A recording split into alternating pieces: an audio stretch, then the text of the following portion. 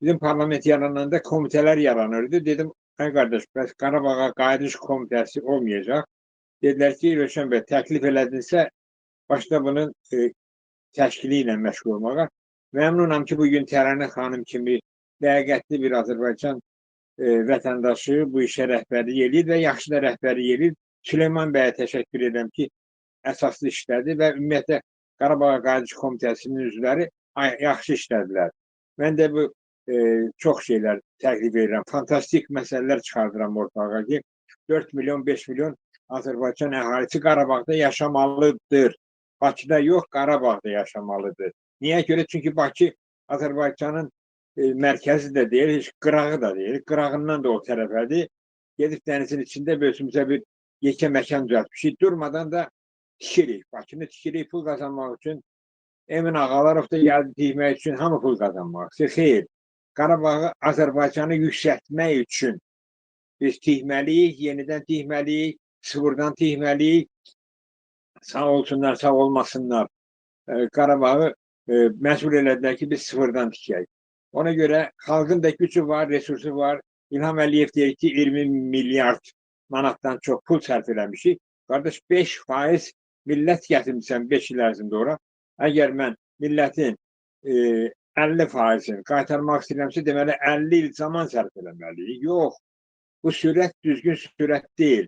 Ona görə bizə hökumət tərəfindən və yaxud təzminat ödəməli olan Ermənistan tərəfindən maliyyə resursu lazımdır ki, özü az bir hissəsi. Ermənilər təzminatın bircə faizini versinlər. İlham Əliyev də deməsin ki, təzminat istəmirəm mən. Təzminat sən öz mülkünə istəmirsən ki, bu Azərbaycan xalqının təzminatı. Sən nə haqqla Azərbaycan xalqının prezidenti olduğun halda deyirsən ki, biz deyil, mən deyil, Yuri Karatçenko'dur, nədir?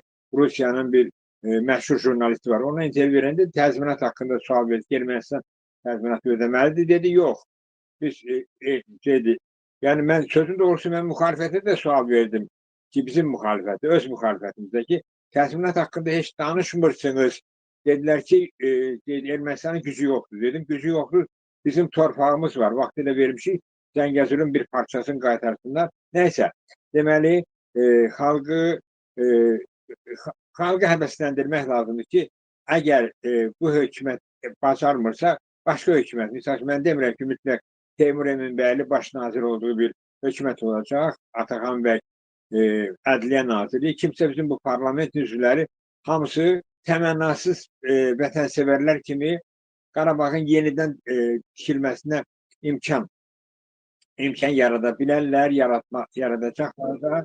Amma İlham Əliyev çox əngəl olur, çox əngəl, o qədər əngəl olur ki, bu templə olmaz. Elə durmadan istəyir ki, tərifləyin ki, mən Qarabağı yaxşı geri qaytardım. Qarabağın geri qaytarılmasını hamı bilir ki, əsasən bir nömrəli səbəbkarlar, müharibə iştirakçılardır, qazilər və onlardan da öndə şəhidlər. Və şəhidlərin də Qarabağa qayıdış zamanı yerləri var. Təkcə Qarabağa qayıdış yox, Qarabağın dəyərləndirilməsi söhbətindən mən danışıram. Deməli, Süleyman bəyin oxuduğu plan gözəl plandır. Sağ olsun Milli Müqavimət Hərəkatı bu plan üstündə işləyibdir. Bizim işimiz hamısı bir-birimizə əl tutaraqdan böyüşlər görürük. Nepal ölkəsində baş verən hadisələr bizi tələsdirir ki, tələsin, ey millət, gəlin xalq parlamentinə, seçkilərə az qalıbdır, seçkilərə səs verin. Bizim sayımız 125'e çatsın. Bəzi dostlar istəyir ki, 159'a çatsın. Mən də istəyirəm ki, 125'e çatsın. Kənardan baxanda görsün ki, ləyaqətli bir parlament dünya çapında yığışıbdır, toplanıbdır və indi gücümüz də çox artıbdır.